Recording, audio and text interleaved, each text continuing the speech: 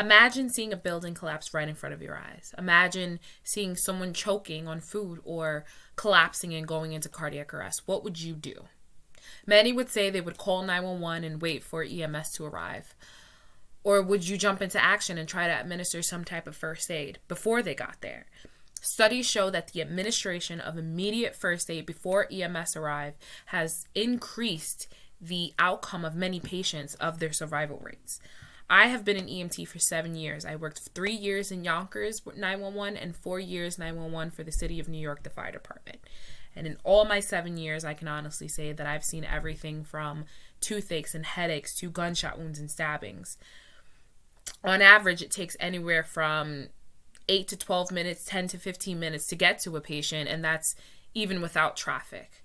And this time, there could be a patient in cardiac arrest who could be receiving CPR from a bystander before we got there to help increase that survival rate. I will now explain how to identify if someone is in cardiac arrest and how to administer the adequate CPR. Step 1 would be to identify if someone's in arrest. What should you do? What you're going to do is you're going to place 2 fingers on the side of the person's neck. You're going to feel for a pulse. You're also going to try and look down to their body, looking for chest rise to see if they're breathing. If you don't find any of these, right away you will call 911 or have someone else call 911. You're going to ask for an AED. That's an automatic external defibrillator if available. Usually these can be available in supermarkets or gyms. A lot of places have it. They come with easy instructions.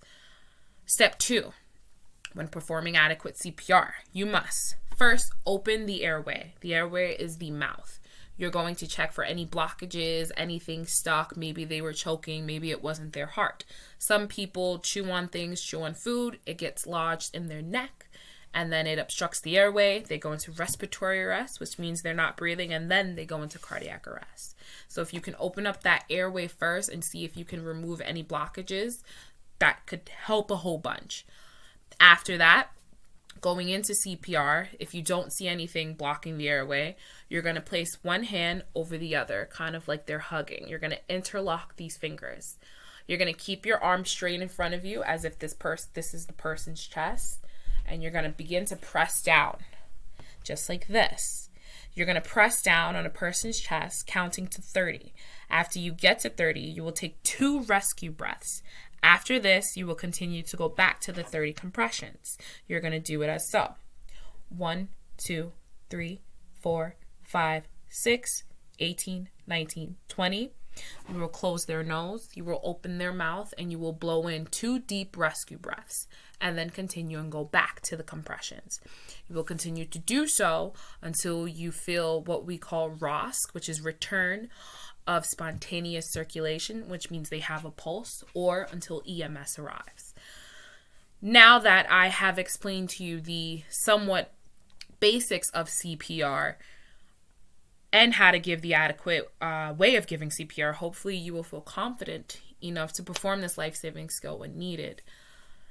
The idea of performing CPR can be highly intimidating and scary.